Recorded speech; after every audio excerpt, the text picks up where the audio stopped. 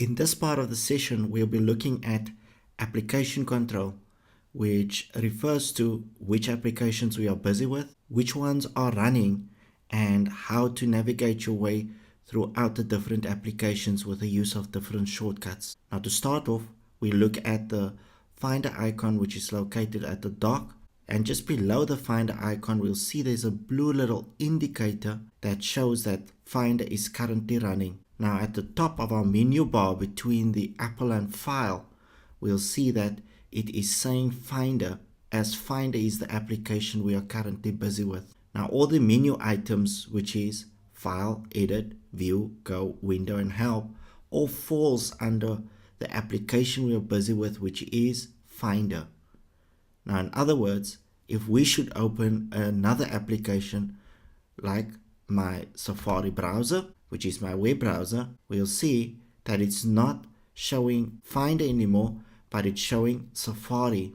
And the menu items, File, Edit, View, History, Bookmarks have now changed because it now falls under Safari. And right underneath our Safari icon on the menu bar, the blue indicator also becomes visible, which means Safari is now active. If we go to the Safari window, and in the top left hand corner, we'll see that the Safari window's got the close, minimize, maximize button. Now, the maximize button will simply push the window or make the window a bit bigger. The minimize will simply minimize it to the right hand side of the dock, as referred to as in the previous movies. And clicking on the same window will simply bring it back to the position where it was, as well as the close button will simply close down the window.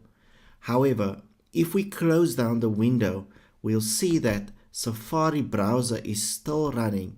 How do we know this? First of all, the blue little indicator still shows that Safari is active.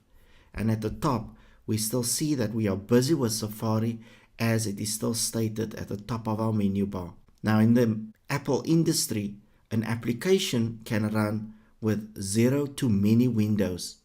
Not all applications work this way, but majority of do. Now, in the case of when an application has no more windows open, we can simply open more windows by going to the File menu item and clicking on the New Window option. Will just open more windows, and we can repeat this process up to 16 times. Now, to simply close the application, we'll go to the name of the application and we'll select the Quit option, or in our case with Safari, Quit Safari.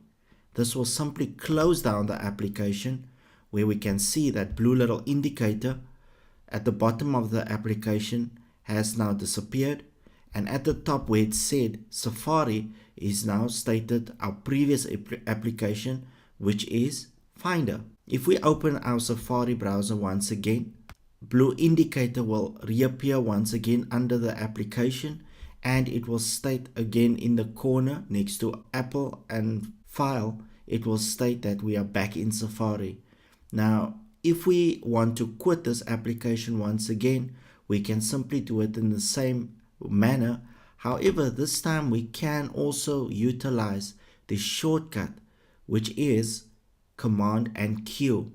So we can simply hold down the Command key and press the Q key, which will simply close that application. Now, the same way we close the Safari browser, we can also do with other applications, as the Command Q key is a universal standard. Now, we can also utilize additional shortcuts within other applications as well.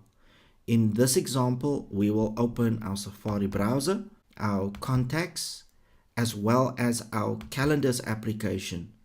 Now, in this case, we will have 3 applications running. That's now excluding our Finder, as Finder will always remain open.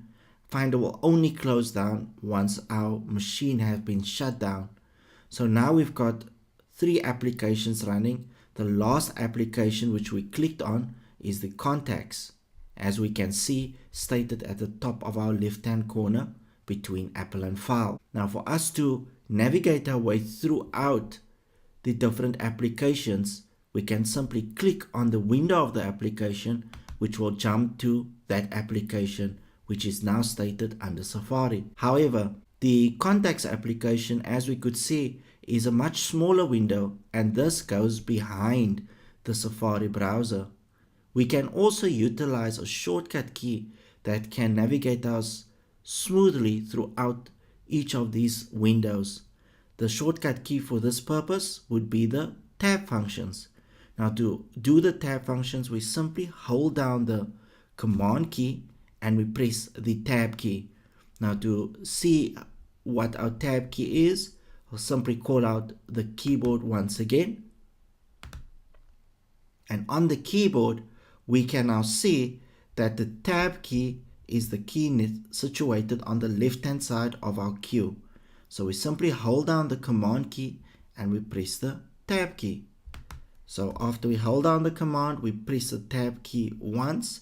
Keep in mind, we'll still hold down the command key and it will bring up our tab function. Now within our tab, we'll see that it will show us all the applications which is currently active or running, with my focal point being on the contacts application. So if I should press my tab once again, it will jump to Finder. It will be busy with my recording application. It will then go to VLC, back to my calendars. If I should decide to go into the calendars option, I simply release my finger from the command key and it will now jump to my calendars. I can do the same function holding down the command key, pressing the tab key once again, tab key once again, and as soon as I release, it will jump to VLC. Now in VLC, which is my media application, will not open the window as we have closed that window in that application, but we can see we are in VLC, which is stated between Apple and File. Now we can jump between the applications using the same shortcut once again. However, this time around we can also quit the application by holding down the command key. As we have tabbed across to the VLC, we simply press the Q key and this will simply close down that application. When the icon disappears, that application will then be closed down. The same we can do with our other applications, such as our calendars, our Safari browser, as well as our contacts. In some cases, certain applications might take long to close down, but eventually they will close down. So that is how we can close our applications using shortcuts, as well as know which applications are closed and which ones are open.